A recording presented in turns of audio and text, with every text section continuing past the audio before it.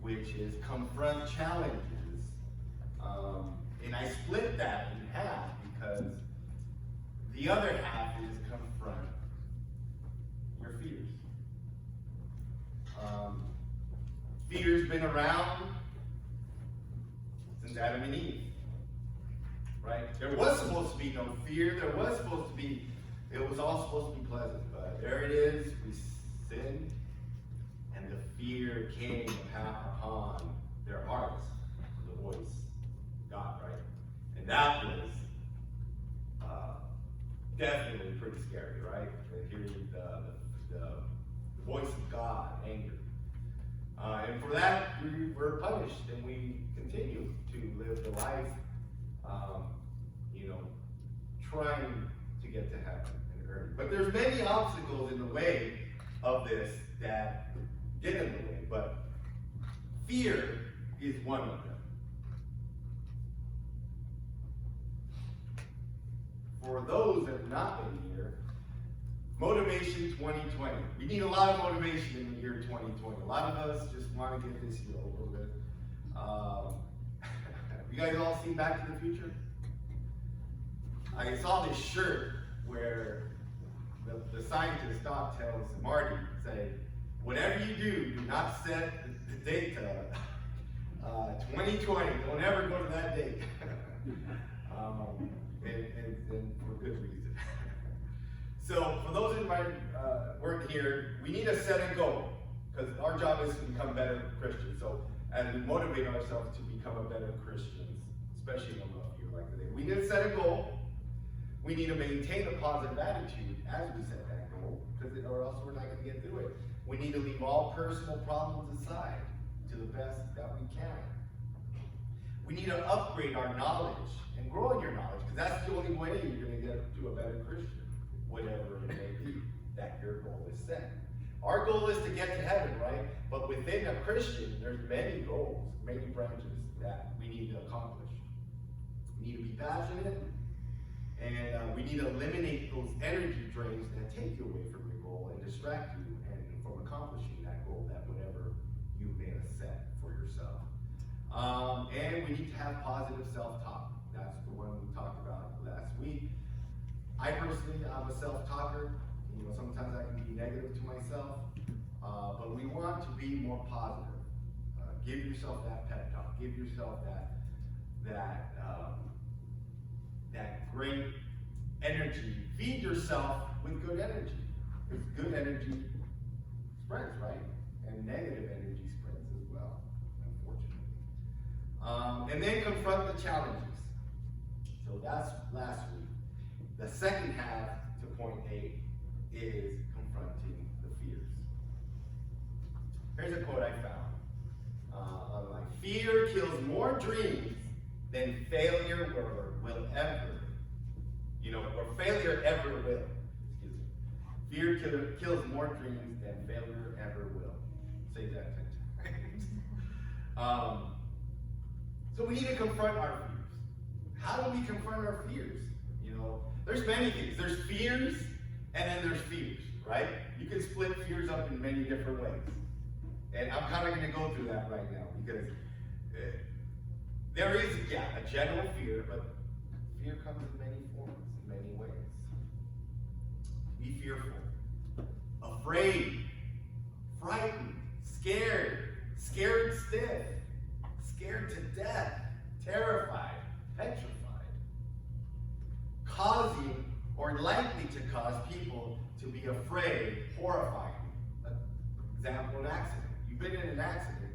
I remember my first accident. It was my fault. I rear-ended somebody. Thank God nobody was hurt. But after that, I told my dad, I don't want to drive anymore. I hate driving.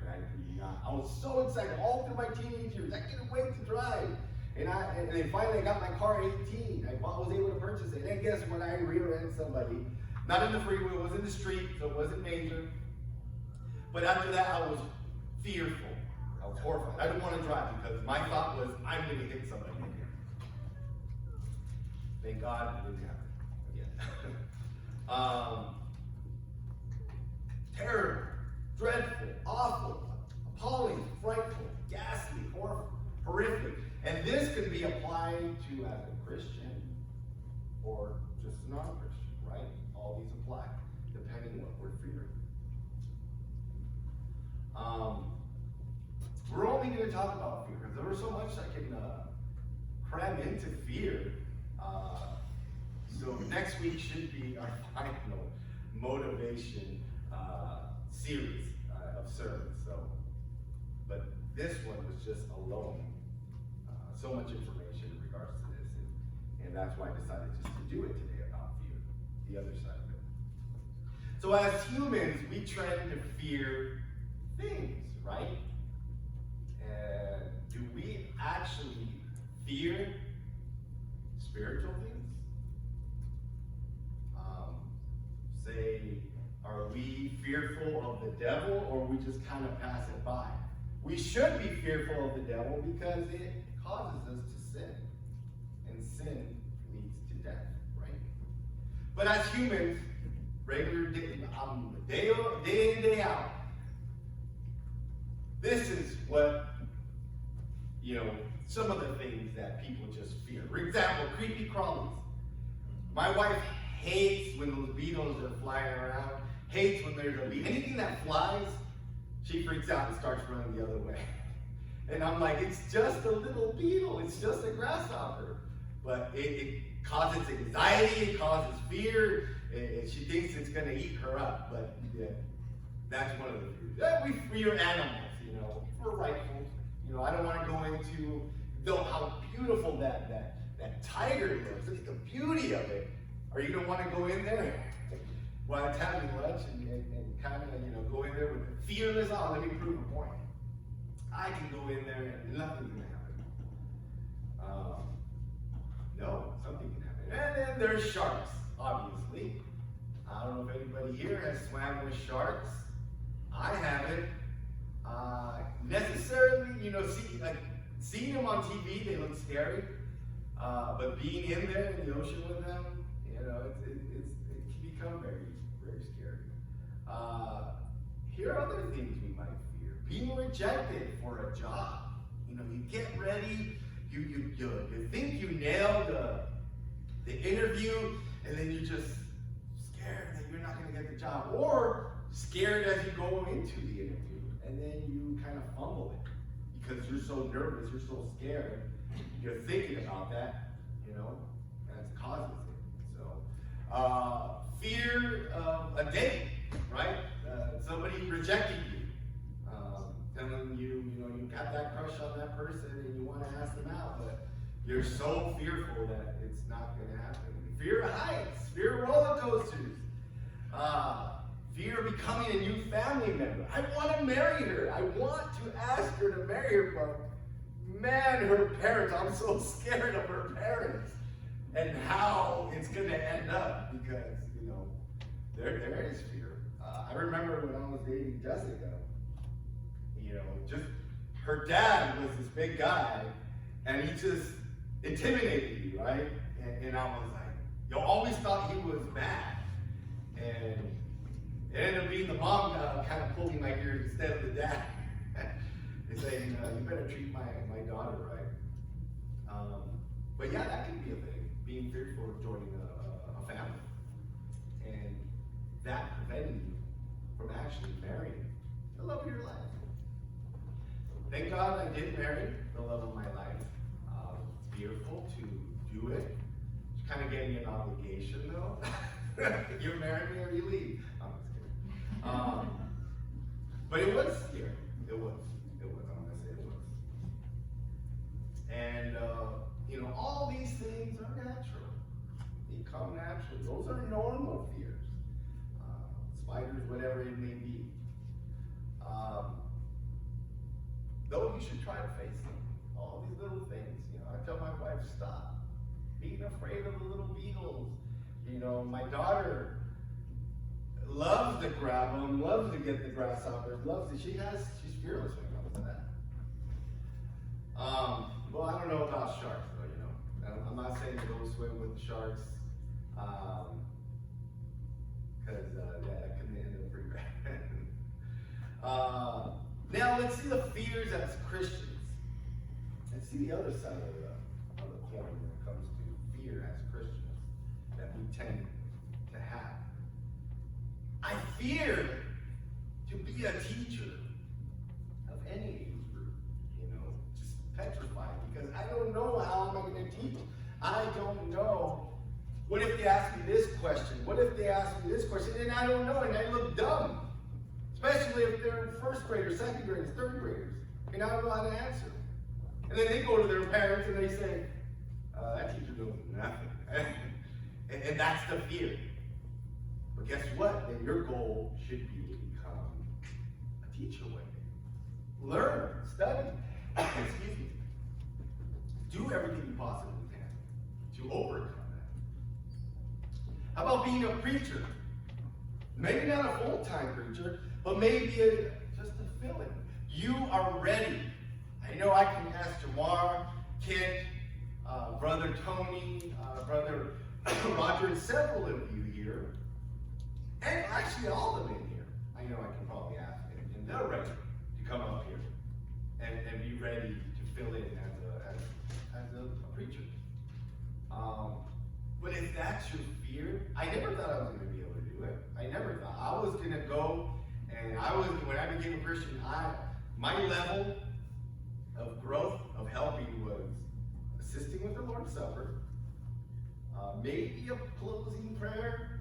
And I'm going to limit myself there, and that's it. But then I started doing the introduction to the Lord's Supper. The next level is study, to see if you can actually give a Bible class. I was able to do that to a teenage class, which was pretty rough, because I was in my early 20s, and then you're teaching 16, 15, and 17-year-olds, and the questions, they attack you right here. They're crazy. But I was able to get through that, though I was fearful of it. And then I got to the point where I was able to say a sermon in Spanish and in English, and overcame that. Thank God. Leading a prayer, whether it be in public or in services. Some of us, a lot of Christians out there are like, I don't want people to see me pray in public because they're going to judge me. So the fear is, I'll pray later for the food.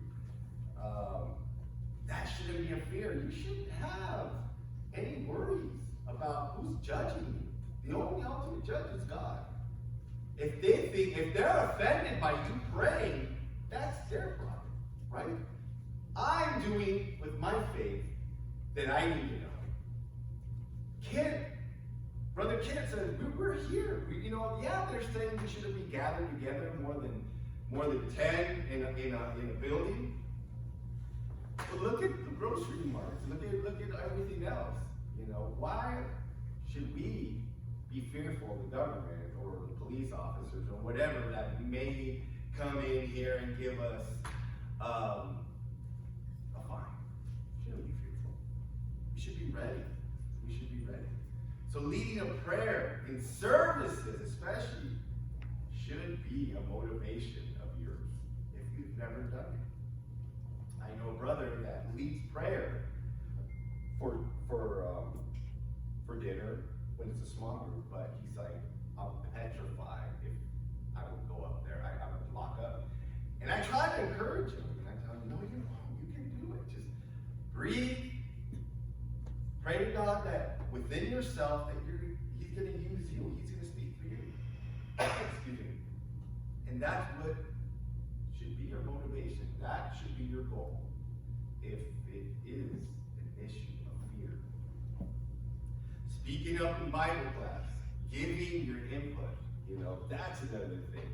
I remember when I wanted to give my first input, and my hand was just sweaty because I was so scared. I just wanted to say something really quick, and I didn't do it. And then the next time I actually did it, but it was scary, because the fear of being judged and saying, well, no, that was not correct. You know what? If speaking and just simply in Bible class, well, do your homework, do your knowledge. Study the chapter before so you know what you're going to say. very simple. It's very simple, brother. Fear can be overcome to any of these topics, but we have to be willing to do it. Speaking to new people about Jesus. That could be a hard one. How am I supposed to talk to a stranger?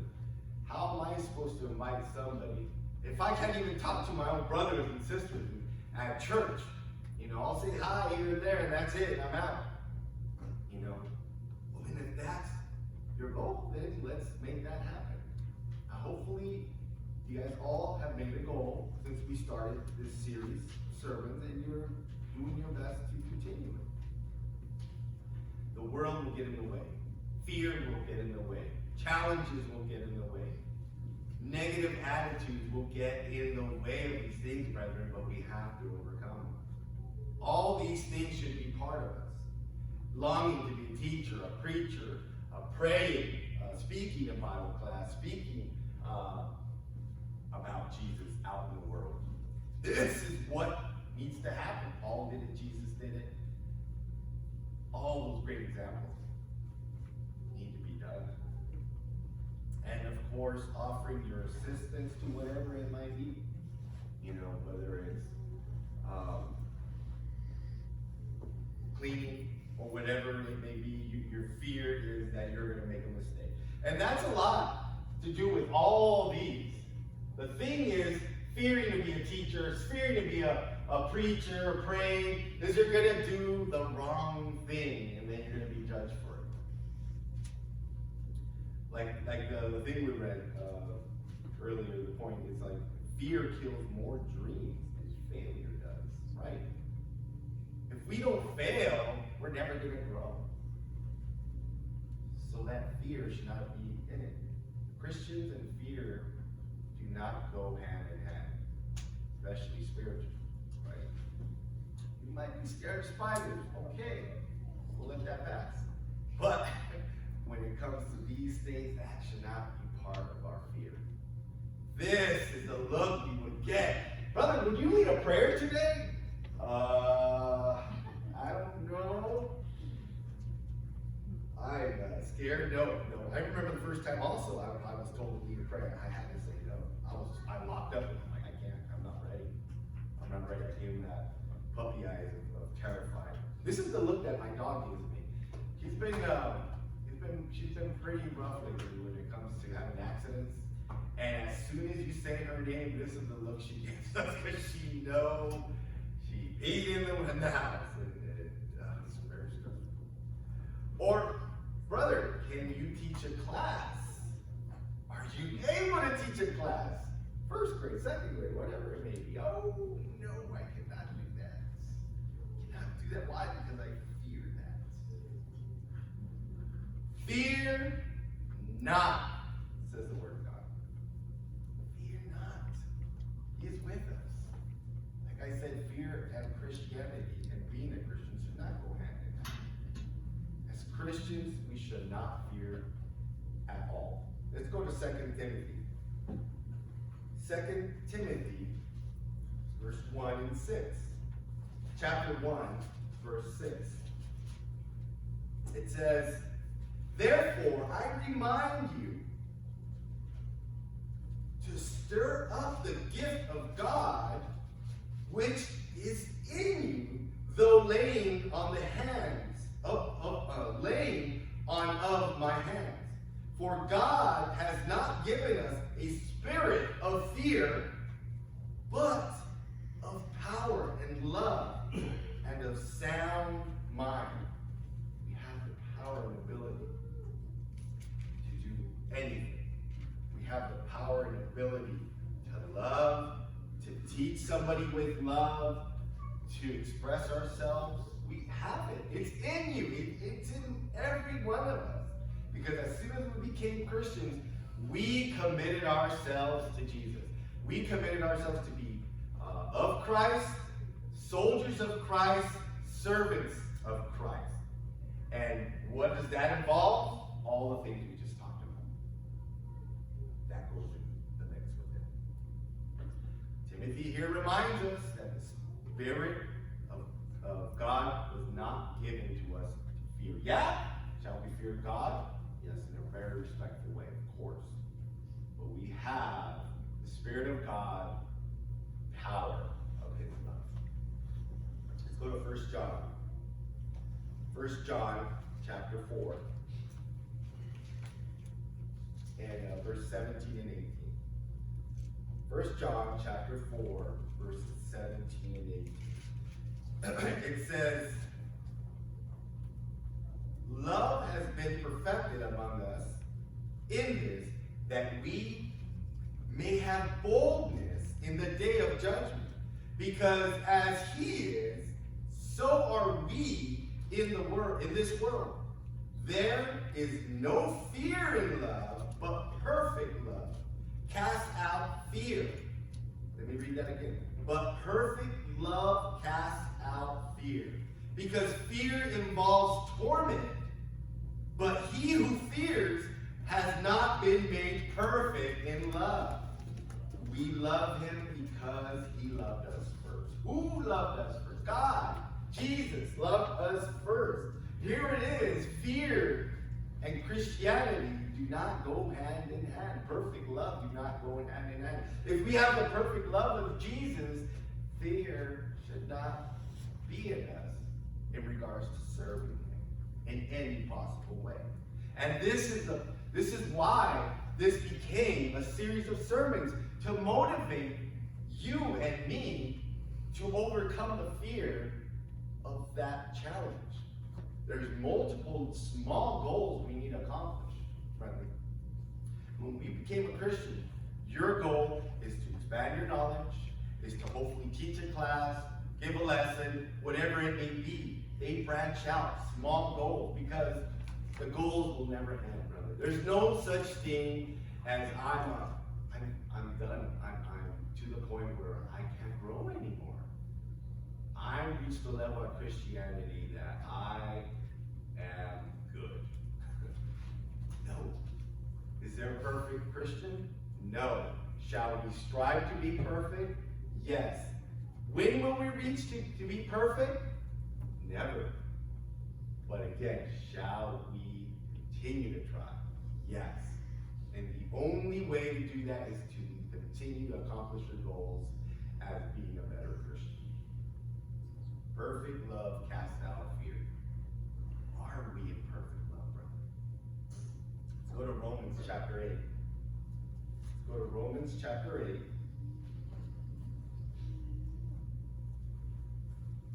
If you want to follow along, verses 12 through 17. Romans chapter 8, verses 12 through 17. It says, therefore, brethren, we are debtors not to the flesh, to live according to the flesh. For if you live according to the flesh, you will die. But if by the Spirit you put to death the deeds of the body, you will live. For as many as are led by the Spirit of God, these are sons of God. For you did not receive the spirit of bondage again to fear, but you received the spirit of adoption, by whom we cry out, Abba, Father. The Spirit himself bears witness with our spirit that we are children of God. And if children, then heirs, heirs of God, and joint heirs with Christ. If indeed we suffer with him, that we may also be glorified together. The suffering we will go through to accomplish whatever we need to accomplish on this earth to be Christians, which is an endless list, doesn't compare to the goal of Christ that came down. His goal was to accomplish and overcome death, right? He did it. Did he fear? Was he scared? It was overcoming. It was overwhelming to Christ, to the point where his drops of sweat were like blood. Pray to God, please take this cup away from me. but let your will be done. The things we're going to face that are going to get in the way to accomplish our goals, to be a better Christian has no comparison to what Christ went. We must suffer with Jesus no matter what. The challenge or fear that might come upon us, we must overcome. If you can't talk to somebody about Christ, then the perfect love is not within you. Get over the shyness. Try it.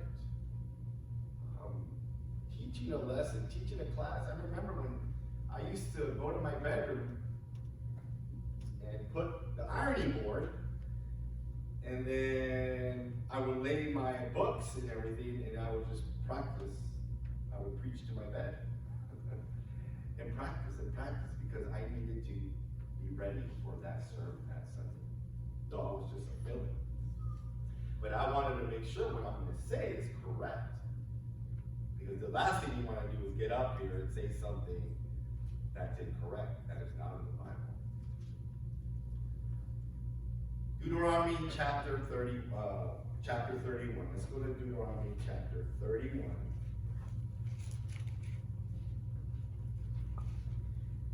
Verses 6 through 8. Deuteronomy chapter 31. Verses 6 through 8. It says, "Be strong and of good courage. Do not fear, nor be afraid of them. For the Lord your God, he is one who goes with you. He will not leave you, nor forsake you." Then Moses called Joshua and said to him, in the sight of all Israel, "Be strong and of good courage, for you must go with the people to the land which the Lord has sworn to their fathers to give them, and you shall cause them to inherit it. And the Lord, he is the one who goes before you. He will be with you. He will not leave you nor forsake you. Do not fear nor be dismayed. He is in front of you as you are trying to accomplish your goal to better as yourself as a learner, as a teacher. He's right there leading us. He's there. He's pulling us. It's the bumps to get there. It's the challenge, the walls that come up for us to tend to let go of that hand. And then we just back up and we're like, no, I'm not going to be able to accomplish that. I just can't. I can't do it. Does everybody know how to swim here? Hard to believe, but I didn't learn to swim till I was in my early 20s. I would just float around and kind of just grab. I played it off pretty good. But to really learn how to swim, I didn't learn till I was in my 20s. And I was shameful that people would see me not swim, and so that's why I kind of played it safe. But I got over the fear, and I was able to challenge myself and work at it, and I was able to swim. And thank God I know how to swim. But we need to overcome. We need to overcome. It says God goes before you. God is with you. Don't let go of his hand, because then you will retract and your goal will never be accomplished. As Christians, fear not. We are children of God. God does not fear, so we should not fear. Again, they don't go hand in hand. God and fear do not go in hand. Christ and fear do not go in hand in hand. Christians, servants of God, do not go in hand in hand. It will be in us because we are human, but it should be eliminated. We have an opportunity, brethren, to serve God to the best of our ability. Why not use it? God gave us the talent. He gave us the spirit, the power, and love, as we read in 1 John. We all have different talents, brother. That is true. That needs to be used or put to the test, okay? Now I'm saying not everybody's going to be a preacher, not everybody's going to be a teacher, but challenge yourself. Challenge yourself. I'm not a song leader, but I want to be able to lead songs. I was able to do that at the Sisters' memorial service that was held here, and it felt good. It felt good. It felt good because also some brethren at Studebaker were here leading me singing, and I've told them I'd rather be teaching a lesson than ever lead singing. And it was good. It was good. It felt good, and I want to do it again. Motivation comes within you, brethren. Within you, and from God, Jesus, family, and friends. So if somebody's trying to motivate you, don't ignore it. They know your goal. I know Brother Jamar, wants to, accomplish something as in regards to the book of Numbers. If I find something that I think I can feed him because to motivate him in regards to, look, brother, I found this about Numbers. I know you're trying to get to a point where you want to teach that. And here, would this help? Come on, brother, you can do it. But again, it comes also from within.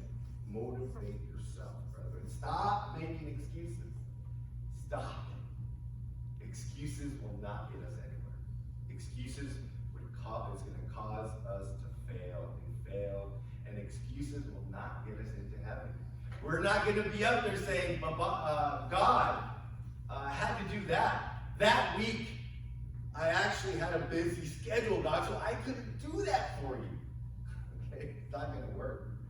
We're not going to be able to. I called in sick, God, that day, so I couldn't serve you that day. There's no such thing. We can call in sick to work, right? But are you really sick? Let's make it happen, brother. Let's make it happen. As if you still haven't set a goal for yourself, do it today. Do it today, whatever it may be. Because I want to encourage you, and I want you to motivate me to accomplish my goal. And I want you to accomplish your goal, whatever it may be. That way, when you do reach that goal, or you know about it, you move on to your next goal. And your next goal, and your next goal. Because they're endless. Being a Christian is endless. Let's make this happen, brother. Let's make it happen. Eliminate excuses. They're not going to get us anywhere. If you're not a Christian, and I don't know what's holding you back from it, eliminate that. Eliminate that and come forth and be baptized in the water in the name of the Father, the Son, and the Holy Spirit. And become a new Christian and become a servant of God. And if you've done this and you're struggling, stop making excuses to ask for help. Come forth, ask for help, and we will pray, and we will love each other, and we will help each other. Please do this as we sing.